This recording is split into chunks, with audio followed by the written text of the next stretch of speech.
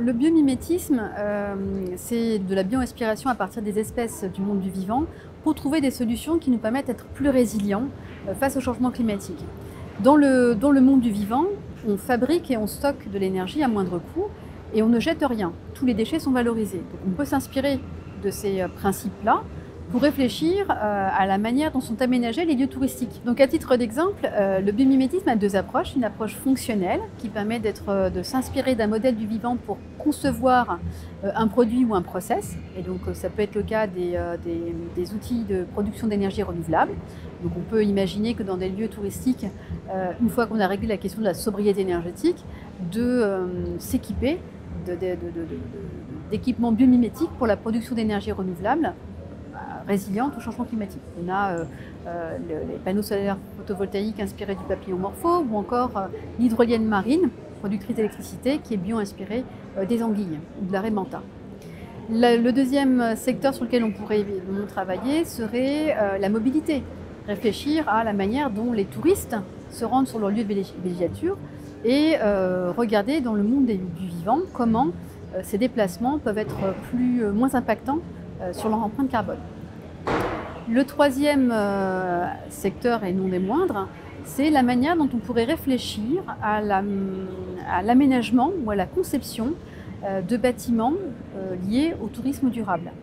Donc là, on fait appel à l'approche écosystémique du biomimétisme qui permet de concevoir un quartier, un lieu, en essayant de favoriser au maximum les services écosystémiques, favoriser l'infiltration d'eau, l'évaporation, régénérer la biodiversité, faire en sorte que les bâtiments sont les moins consommateurs et à la fois d'énergie en hiver, mais aussi d'énergie en été, en s'inspirant notamment de la pomme de pin qui permet à certains bâtiments de pouvoir s'ouvrir et se refermer en fonction du niveau d'hygrométrie de l'air.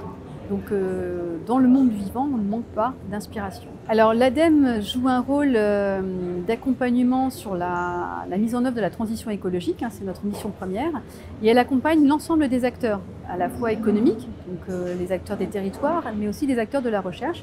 Et dans le tourisme durable, on retrouve un peu l'ensemble de ces familles d'acteurs que l'on accompagne au travers d'appels à projets, que l'on accompagne à travers des outils comme des guides techniques, pour essayer de voir dans quelle mesure le tourisme durable peut avoir l'empreinte carbone la plus faible possible. Donc ça passe par des accompagnements financiers, des accompagnements techniques, divers et variés. Nous avons publié une étude prospective sur les modes d'occupation des sols et emplois en Hauts-de-France en 2050, qui reprend les 4 scénarios contrastés de l'étude nationale de la transition 2050 qu'on a décliné à la région Hauts-de-France.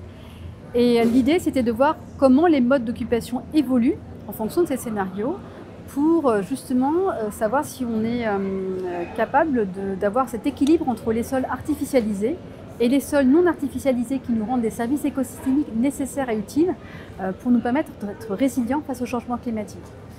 Les principaux enseignements qui en découlent est le fait que malgré ces scénarios contrastés, aucun de ces scénarios n'arrive à atteindre la neutralité carbone à 2050, ce qui nous incite à réfléchir à des formes de coopération entre les régions, de même que l'autonomie énergétique est compliquée à atteindre également. Donc, ce qui veut dire qu'il vaut mieux coopérer entre territoires pour éviter les conflits d'usage entre les filières, plutôt que de rester en autarcie sur la région des Hauts-de-France.